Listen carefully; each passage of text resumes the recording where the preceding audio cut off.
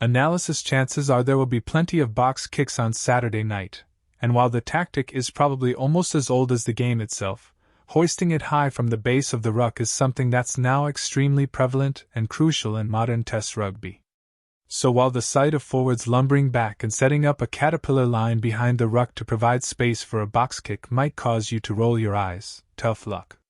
Especially since, as All Blacks assistant coach Scott Hansen explained at today's team media session, teams are now heavily incentivized to do so. Where the game's at around the ruling, it's actually encouraging us to go there because the escorts and the like now have to get out of the way. So teams are seeing that as a massive opportunity to apply pressure differently, he said. The much maligned escort interpretation Hansen referred to came in last year.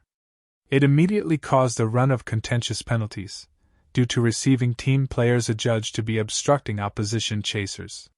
While it has cooled down as coaches have adapted to the now critical act of simply getting out of the way, sending a kick high is still very much seen as a way of gaining penalties and valuable field position. However, challenging for the ball still remains the key part of a decent box kick. Fundamentally, it's around reshaping the defense. So it's about moving the point of attack and going to the air. So when you're attacking, is the chance to move the ball to a new opportunity around the aerial game.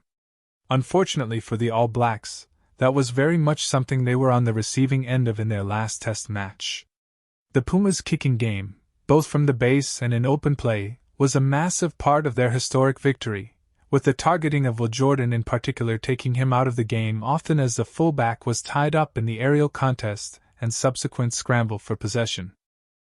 That approach is unlikely to change, as the Springboks effectively box-kicked their way to a World Cup win in 2023, putting the ball in the right areas of the field to give Handré Pollard enough shots at goal.